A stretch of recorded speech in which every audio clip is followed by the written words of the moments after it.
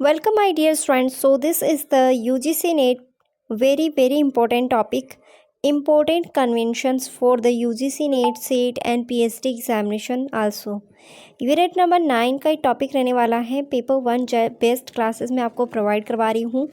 Please जितना ज़्यादा हो सकता है शेयर करिए, सपोर्ट करिए, ताकि मैं आपके लिए और भी अच्छा कंटेंट आपको मैं प्रोवाइड कराऊं, ताकि आपका जो यूजीसी नेट एग्जामिनेशन है वो क्लियर हो जाए। फर्स्ट ऑफ ऑल हम बात कर लेते हैं इम्पोर्टेंट कन्वेंशन के बारे में, और इनसे ही बार बार में क्वेश्चन रिपीट होता है और बार बार में क्वेश्चन इन्हीं से क्या करते हैं यूजीसी नेट एग्जामिनेशन में आता है। और बच्चे होते हैं जो उनको कन्फ्यूज़न होता है कि कौन कौन से कन्वेंशन है, कौन कौन से प्रोटोकॉल है, कब लाए गए थे, विद ईयर आपको याद करना है, कब अडोप्ट किया गया था, कब यहाँ पे इसका इम्प्लीमेंट किया गया था। ये सारी चीज़ें आपको यहाँ पे पता चलने वाली है। तो first of all Ramsar conventions को अडोप्ट या लाया गया था 1971 के अंदर। Stockholm conventions 2001। साइट्स की फुल फॉर्म आपको कमेंट बॉक्स में बतानी है। This is a very important. इनसे एक बार क्वेश्चन बना था। मेरे 7 ईयर के एक्सपीरियंस में मैंने जितने भी आपको क्वेश्चंस बताए हैं वो ऑलरेडी यहाँ पे यूजीसी नेट एग्जामिनेशन में पूछे जा चुके हैं। Convention on the biological diversity 1992 के अंदर। Bone conventions 1979, Vienna conventions 1985, Montreal protocol 1987, Kyoto protocol 1997, United nation framework convention on climate change यानी कि इसकी जो शॉर्ट फॉर्म है UNFCCC 1992, Rio summit 1992, UNCCD 1994, basal convention 1989। This is the very important year आपको ध्यान रखना है। एक बार मैच द फॉलोइंग के अंदर आया था कि मॉन्ट्रियल प्रोटोकॉल ऑप्शन में था, क्योटो प्रोटोकॉल ऑप्शन में था, रियो समिट ऑप्शन में था, और यहाँ पर ईयर्स गिवन थे। तो इनको मैच कराना था कि कौन सा जो है प्रोटोकॉल वो कब लेके आए थे। बट नाउ जो क्वेश्चंस का पैटर्न है वो चेंज हो गया है। क्वेश्चन का पैटर्न इस तरीके से आने लग गया है कि पहले कौन सा प्रोटोकॉल आया था, यानी कि ऑर्डरिंग वाला। जैसे मान लो पहला मॉन्ट्रियल प्रोटोकॉल के बाद में आता क्योटो प्रोटोकॉल, ठीक है, और क्योटो प्रोटोकॉल से पहले आया था रियो समिट। ये सब आपको इस तरीके से ऑर्डर या क्रम वाइज से पूछने लग गए हैं। थोड़ा सा यूजीसी नेट का जो एग्जामिनेशन लेवल है वो थोड़ा सा टफ बना दिया है एनटीए वालों ने। इसी तरीके से आपको अपनी प्रिपरेशन करना है। नेक्स्ट जो कन्वेंशन है Basel convention 1989, Cartagena protocol on bio safety 2000, Nagoya protocol 2010, Kigali amendment 2016, Minamata convention 2013, Rotterdam convention 1998। This is the very important. इनका हम क्लासेस 1 बाय 1 में हम देखने वाले हैं कि इनका जो डिटेल एक्सप्लेनेशन है उसकी मैं वीडियो लेके आने वाली हूँ। तो प्लीज़ मेरे चैनल पे बने रहिए, ज़्यादा से ज़्यादा शेयर करिए। जितने भी यूजीसी नेट एक्सपीरियंस है और जो बिल्कुल भी अपनी जो पढ़ाई है वो कहीं कोचिंग में जाके नहीं कर सकते हैं, वो मेरे यहाँ पे यूट्यूब चैनल पे फ्री ऑफ कॉस्ट आप क्लासेस ले सकते हो। हाँ, यहाँ पर मैंने डीआई की क्लासेस दे रखी है आपको। डीआई की क्लासेस आपको मिल जाएगी। लास्ट जितने भी 10 इयर्स में डीआई आई है वो मैंने पूरी सॉल्व करवा रखी है। तो प्लीज़ आपको प्लेलिस्ट में जाना है, प्लेलिस्ट में जाके आप डीआई वॉच कर सकते हो। कैसे सॉल्यूशन होता है, मैं सॉल्यूशन विद सॉल्यूशन आपको समझा रखा है। तो प्लीज़ जाके देखिए सारी क्लासों को, ताकि आपका यूजीसी नेट एग्ज़ाम है वो एक बार में क्लियर हो जाए।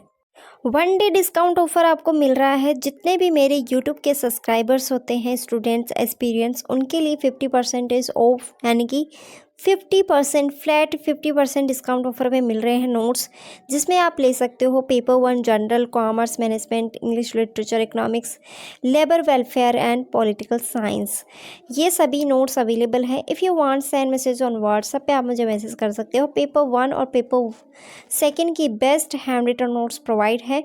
लिमिटेड टाइम ऑफर है, तो आपका ऑफर एंड होने से पहले इसका बेनिफिट लीजिए और जून सेशन के लिए अपनी तैयारी को अपनी अभी से स्टार्ट कर दीजिए। रामसर कन्वेंशन के बारे में थोड़ा ब्रीफ नॉलेज ले लेते हैं यहाँ पे। So Ramsar Conventions, it is the called the Convention on Wetlands. यानी कि इसको आर्द्र भूमि सम्मेलन भी कहा जाता है। It was adopted in the city of Iran Ramsar in 1971। ठीक है, तो ईरान की जो सिटी, यहाँ पे कह सकते हैं कि ईरान की जो सिटी है रामसर शहर, उसमें इसको अपनाया गया था। कब अपनाया गया था? 1971 के अंदर। आई होप कि आप इसको याद रखोगे। तो यहाँ पर देखो नेक्स्ट क्या लिखा गया है, it came into the force is 1975। This is the very very important, यानी कि लागू कब किया गया था? 1975। और ये कब लाए, अडोप्ट कब किया गया था? 1971 के अंदर। क्लियर हो गई। अब यहाँ पे हम कुछ इम्पोर्टेंट है यहाँ पे जो है एब्रीवेशंस देख लेते हैं, क्योंकि यूजीसी नेट एग्जामिनेशन में इन एब्रीवेशंस को बहुत बार पूछा गया है। यानी कि सीबीडी की फुल फॉर्म क्या होती है? तो कन्वेंशन ऑन बायोलॉजिकल डाइवर्सिटी। ठीक है, और नेक्स्ट है यहाँ पे, इसको देखो बायोडाइवर्सिटी के नाम से भी जाना जाता है। UN framework conventions on the climate change, UNFCCC। देखो एफ का मतलब होता है यहाँ पे फ्रेमवर्क, बाकी जो यूएन होता है वो यूनाइटेड। अगर आप जून एग्ज़ाम, यूजीसी नेट जून एग्ज़ामिनेशन के लिए जा रहे हो तो आपके लिए इम्पोर्टेंट है। अदरवाइज़ अगर आप फिर नेक्स्ट दिसंबर का एग्ज़ामिनेशन दोगे तो आपको नया डेटा अब यहाँ पर देख के जाना पड़ेगा। How many Ramsar sites are in the world in 2024, यानी कि जो वर्ल्ड के अंदर, पूरे संसार के अंदर 2024 तक की कितनी रामसर साइट्स इंक्लूड की गई हैं? 2521। ये यहाँ पे डाटा भी गिवन है और बाद में चेंज भी हो सकता है। जब आप एग्ज़ाम देने जाओ तो आप इसको एक बार गो थ्रू कर लेना, ठीक है ना, अपने लेवल पे। अब बात कर लेते हैं यहाँ पे इम्पोर्टेंट फैक्ट के बारे में। दिसंबर 2024 तक कितनी रामसर साइट्स हैं अपनी इंडिया के अंदर? तो वो है टोटल 85 वेटलैंड्स साइट्स हो गई हैं, जो कि यहाँ पर बायोडाइवर्सिटी एंड सस्टेनेबल यूज़ जिनका हम कर रहे हैं। तो ये इम्पोर्टेंट है आपके एग्ज़ामिनेशन के लिए, तो प्लीज़ नोट डाउन कर लो या फिर अभी इसको याद कर लो कि टोटल कितनी साइट्स हैं। 85 रामसर साइट्स हैं। अब यहाँ पे बात कर लेते हैं छोटा UNFCCC के बारे में। UNFCCC came into the force 1994 has been ratified by the 197 countries। यानी कि ये जो UNFCCC है वो 1994 में लागू हुआ और 197 देशों द्वारा इसका अनुमोदन किया गया। It is the parent treaty of the 2015 Paris Agreement is also parent treaty of this 1997 Kyoto Protocol। यानी कि यह 2015 की पेरिस समझौता की मूल संधि है और 1997 में क्योटो प्रोटोकॉल की मूल संधि भी है। नेक्स्ट यहाँ पे बोला गया है the UNFCCC secretates UN climate change is the entity of the United Nations tasked with the supporting positive global response of the threat of climate change is based on Bonn, Germany। यानी कि इसका एक सचिवालय है जो कि संयुक्त राष्ट्र की इकाई है, जिसका काम क्या करता है? जलवायु परिवर्तन के खतरों का प्रति सकारात्मक वैश्विक प्रतिक्रिया का समर्थन करना। और इसका मुख्यालय कहाँ है? बोन, जर्मनी के अंदर है। आई होप कि आपको ये सब क्लियर हो रहा है, तो प्लीज़ लाइक शेयर सब्सक्राइब ज़रूर करें। नेक्स्ट हम बात कर लेते हैं Kyoto protocol. Very very important, ये हमेशा हर शिफ्ट में एक नई क्वेश्चन आता ही आता है क्योटो प्रोटोकॉल से, ठीक है। तो इसको तो बहुत डीपली पढ़ना है आपको। क्योटो प्रोटोकॉल क्या है?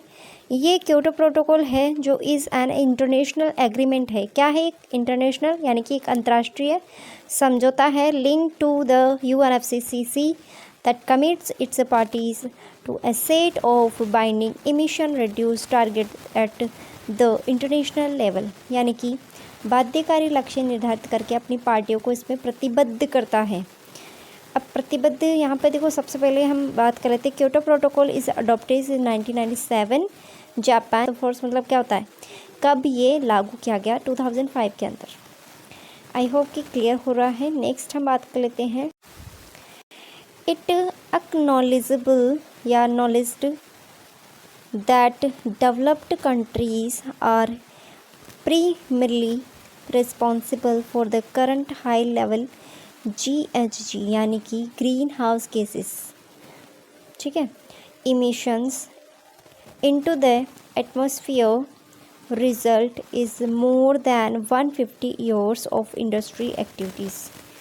इससे माना कि 150 से भी अधिक वर्षों की औद्योगिक गतिविधियों के परिणाम स्वरूप वायुमंडल में ग्रीन हाउस गैसेस का उत्सर्जन के वर्तमान उच्च स्तर के मुख्य रूप से विकसित देश जिम्मेदार हैं।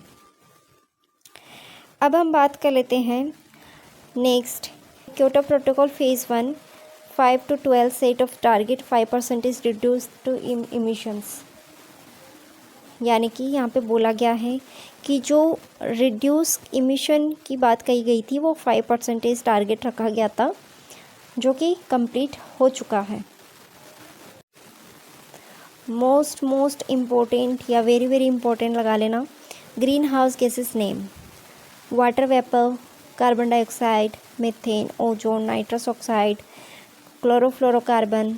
क्लोरोफ्लोरोकार्बन एक बार ये पूछा गया था कि किससे इमिशन होता है, तो सभी को पता है किससे होता है, रेफ्रिजरेटर से, यानी कि फ्रिज, जो आप घरों में इस्तेमाल करते हो फ्रिज, उससे।